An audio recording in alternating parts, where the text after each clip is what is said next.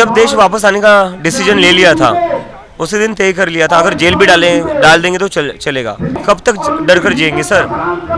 10-12 साल से डर कर ही तो जी रहे हैं ना हम। इनसे हम डरे, हमारी वजह से ये है, इनकी वजह से हम नहीं है। ये लोग जो सत्ता में बैठे हुए हैं, ये हमारी वजह से बैठे हुए हैं ना। ये जो सरकार है बहुत अहंकारी हो गई है, ये अब लोगों की कदर नहीं करती। 20 से ज्यादा बच्चों की मौत हो चुकी है, उसके बाद भी सरकार से कोई जवाब नहीं आ रहा है, कोई इस्तीफा नहीं आ रहा है। कमेंट आ रहा है तो क्या आ रहा है, ये लोग आतंकवादी है, ये लोग वायरस है, इनका इलाज बीजेपी के कार्यकर्ता करेंगे। सोनम वांगचुक जैसा बड़ा साइंटिस्ट, एजुकेशनिस्ट, जिसको दुनिया में इतने सारे अवार्ड मिले, वो 7 दिनों से भूख हड़ताल पर बैठा हुआ है और 20-25 स्टूडेंट भूख हड़ताल पर बैठे हुए हैं।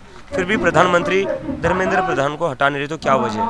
तो अगर प्रधानमंत्री नहीं हटाते तो इन बच्चों की मौत की जिम्मेदारी भी प्रधानमंत्री के हाथों में है। लोकतंत्र में तो सरकार को जनता की सुननी है।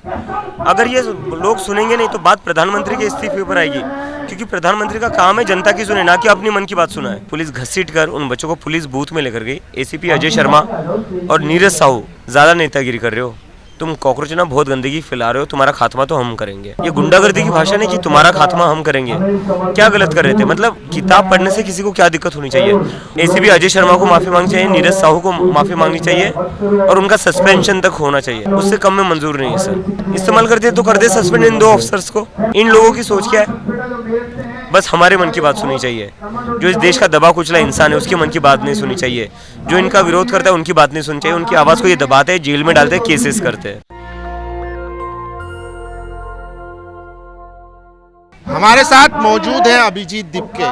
पिछले 15 दिन से जंतर मंतर पर लगातार बैठे हुए हैं और अभी तक सरकार की तरफ से कोई रिस्पांस नहीं आया है। सोचिए, बहुजन समाज से आने वाले अभिजीत दिपके बोस्टन में पढ़ रहे थे, लेकिन उन्होंने जिम्मेदारी उठाई और जो एग्ज़ाम बार बार पेपर लीक हो रहे थे भारत में, उसके खिलाफ एक आंदोलन शुरू किया। क्या ज़रूरत पड़ी थी? बोस्टन में अच्छी खासी लाइफ गुजार रहे थे, बल्कि आपका एक इंटरव्यू का शॉर्ट क्लिप भी वायरल हो रहा है जिसमें कह रहे हैं कि तीसरी बार ये लोग जीत गए, अब अपना अपना देख लेते हैं। तो आपने इतनी बड़ी जिम्मेदारी कैसे उठाई? नहीं, एक उम्मीद जगी है देश में कि देश बदल सकता है। जब कॉकरोच जनता पार्टी का हमने इंस्टाग्राम पर पेज शुरू किया, जब कॉकरोच जनता पार्टी की शुरुआत हुई, तब कहीं ना कहीं लोगों में एक उम्मीद जग गई कि अब देश सुधर सकता है, देश में कुछ बदलाव ला सकते हैं, जो चीज़ें गलत हो रही है वो सुधार सकते हैं। जो पेपर लीक हो रहे हैं, अनएम्प्लॉयमेंट की वजह से जो लोग निराश है, उनको कहीं ना कहीं लग रहा है कि सरकार को काम ठीक से करना चाहिए। और अगर सरकार काम ठीक से नहीं करती तो हमें सरकार से सवाल करना चाहिए, जवाब पूछा जाना चाहिए।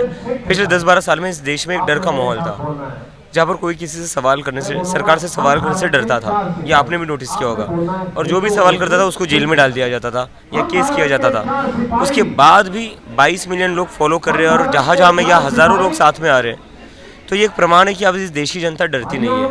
तो कहीं ना कहीं मैं बोस्टन में जब था तब मुझे कई सारे लोगों के मैसेजेस आ रहे थे कि आप इंडिया आइए, हम चाहते आप ये मूवमेंट आगे लेकर जाए, क्योंकि हम चाहते देश में बदलाव आए। हमारे मुद्दों की कोई बात नहीं कर रहा है, बेरोजगारी की कोई बात नहीं कर रहा है, एग्जाम्स की कोई बात नहीं कर रहा है, शिक्षा की कोई बात नहीं कर रहा है। तो कहीं ना कहीं मुझे लगा, जिम्मेदारी महसूस हुई, यार अपना ही देश है, अपने देश के लिए हम नहीं जाएंगे और अपना देश हमने सुधारेंगे तो और कौन सुधारेगा। और जब तक मैं खुद कुछ नहीं कर सकता, मैं किस मुंह से दूसरों को बोलूँगा कि आप लोग बदलाव के लिए लड़िए। घर से शुरुआत होनी चाहिए। घर से शुरुआत होनी चाहिए, बिल्कुल। क्या लग रहा है अब आपके सवालों के जवाब मिल पा रहे? 15 दिन हो चुके, कोई डायलॉग आपका शुरू हुआ मिनिस्ट्री के साथ, सरकार के साथ? सरकार से तो अभी तो कोई डायलॉग नहीं आया हमें। मतलब हम 15 दिन से बैठे हुए, सोनम सर जो है वो 7वां दिन उनके अनशन का, फिर भी सरकार से अभी तक कोई जवाब नहीं आ रहा। तो ये उसी बात को दोहराता है कि ये जो सरकार है बहुत अहंकारी हो गई है, ये अब लोगों की कदर नहीं करती। 20 से ज़्यादा बच्चों की मौत हो चुकी है, उसके बाद भी सरकार से कोई जवाब नहीं आ रहा है, कोई इस्तीफा नहीं आ रहा है। 15 दिन से हम यहाँ बैठे हुए हैं, फिर भी सरकार की तरफ से कोई कमेंट नहीं आ रहा है। कमेंट आ रहा है तो क्या आ रहा है, ये लोग आतंकवादी है, ये लोग वायरस है, इनका इलाज बीजेपी के कार्यकर्ता करेंगे। शिक्षा मंत्री कहते हैं हम आतंकवादी है, बीजेपी के जो अध्यक्ष है वो कहते हैं हम वायरस है, हमारा इलाज बीजेपी के कार्यकर्ता करेंगे। तो इस तरह की मानसिकता के ये लोग हैं जो असली मुद्दे की बात नहीं करेंगे। जो इनके खिलाफ आवाज उठाए उनको आतंकवादी घोषित कर देंगे या वायरस कहेंगे। आप पहले भी आरोप लगाते रहे, बल्कि यहाँ पर हमले भी हुए हैं, जो समर्थक आए थे, एक बच्ची थी उसके पिताजी पर हमला हुआ।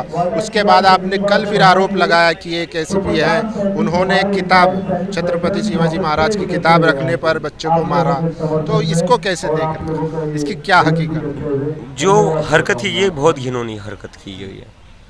12 दिन से यहाँ एक पब्लिक लाइब्रेरी लगी हुई थी, वो बच्चे पैसे नहीं ले रहे थे, वो बस किताबें लाकर रख दी उन्होंने कि ये बाबा साहेब अम्बेडकर की किताब है, छत्रपति शिवाजी महाराज की किताब है, ये भगत सिंह की किताब है, जो चाहे वो आकर पढ़ सकता है और वापस वहाँ रख सकता है। मैंने खुद वो किताब एक हफ्ते पहले ली थी, पढ़ी थी और वापस रख दी थी। 12 दिन से ये चल रहा था। अब एकदम से दिल्ली पुलिस के अधिकारी आते हैं, कहते ये लाइब्रेरी हटाओ। तो बच्चों ने पूछा सवाल, सर क्यों हटाए, हम क्या गलत कर रहे हैं, लाइब्रेरी तो 12 दिन से लगी हुई, तो आज क्यों हटाए। तो जब बच्चों ने सवाल किया, पुलिस ने वो किताबें सड़कों पर फेंक दी। तो उसके बाद बच्चों ने विरोध किया कि आप किताबें कैसे सड़कों पर फेंक सकते हो। तो उसके बाद पुलिस घसीट कर उन बच्चों को पुलिस बूथ में लेकर गई। एसीपी अजय शर्मा और नीरज साहू, ये 2 ऑफिसर्स के नाम है, वो दोनों बच्चों को घसीट कर, वीडियो भी है उसकी, बाकायदा घसीट कर लेकर गए पुलिस स्टेशन में। उनको पीटा गया और उन्होंने कहा, पुलिस ने कहा ज़्यादा नेतागिरी कर रहे हो, तुम कॉकरोच ना बहुत गंदगी फैला रहे हो, तुम्हारा खात्मा तो हम करेंगे। ये पुलिस की भाषा है, ये गुंडागर्दी की भाषा नहीं कि तुम्हारा खात्मा हम करेंगे। क्या गलत कर रहे थे, मतलब किताब पढ़ने से किसी को क्या दिक्कत होनी चाहिए। और क्या दिल्ली पुलिस के जो अफसर है, एसीपी अजय शर्मा और नीरज साहू, उनको ज़रा सी भी शर्म नहीं आई। एक बार किताबें फेंकने से पहले देख तो लेते कौन सी किताब है। हमारे देश में किताब को अगर पैर भी लग जाए या गिर भी जाए, हम माथे से लगाकर वापस ऊपर रख देते हैं। और ये लोग छत्रपति शिवाजी महाराज, डॉक्टर बाबा साहेब अम्बेडकर और भगत सिंह जैसी किताबों को सड़कों पर फेंक देते हैं। तो ये तो अपमान है ना, जो हमारे देश के जो महान नेता है, जिन लोगों की वजह से देश बना हुआ। और मैं तो महाराष्ट्र से आता हूँ। महाराष्ट्र में छत्रपति शिवाजी महाराज हो या डॉक्टर बाबा साहेब अम्बेडकर हो, उनको भगवान के रूप में माना जाता है। तो उनका अपमान तो हमने सहेंगे। और हमने कहा कि माफ़ी मांगी जानी चाहिए। एसीपी नीरज साहू को माफ़ी मांगनी चाहिए, एसीपी अजय शर्मा को माफ़ी मांगनी चाहिए, नीरज साहू को माफ़ी मांगनी चाहिए और उनका सस्पेंशन तक होना चाहिए। उससे कम में मंजूर नहीं है सर, उससे कम में मंजूर। कैसे कोई, मतलब किताबें कैसे फेंक सकते हो आप इन महान व्यक्तियों की।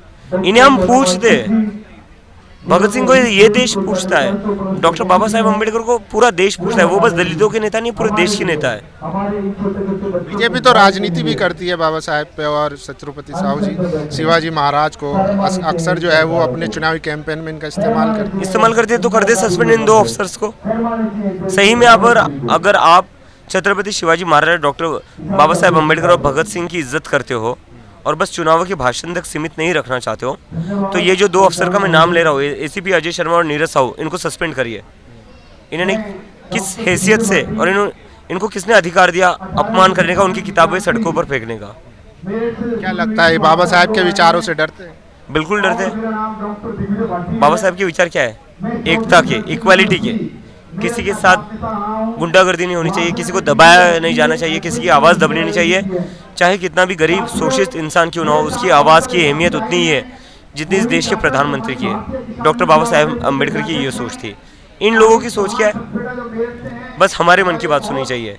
जो इस देश का दबा कुचला इंसान है, उसके मन की बात नहीं सुननी चाहिए। जो इनका विरोध करता है, उनकी बात नहीं सुननी चाहिए। उनकी आवाज़ को ये दबाते हैं, जेल में डालते हैं, केसेस करते हैं। आप खुद कह रहे हैं, जबकि पिछला कहीं रिकॉर्ड भी रहा है, जिन्होंने आवाज़ उठाई, चाहे जेएनयू के छात्र हो, जामिया के छात्र हो, उनको जेलों में डाल दिया गया। तो आपको डर नहीं लगता है कि आप पे ऊपर भी इस तरीके के केस वगैरह कर दिए? जब देश वापस आने का डिसीजन ले लिया था, उसी दिन तय कर लिया था, अगर जेल भी डाल देंगे तो चलेगा, लेकिन देश में जाऊंगा और आवाज़ उठाऊंगा। कब तक डर कर जिएंगे सर? 10-12 साल से डर कर ही तो जी रहे हैं ना हम। और क्यों डर कर जी रहे हैं? हमारी सरकार है, हमने चुनकर भेजा है इन लोगों को, इनसे हम डरे।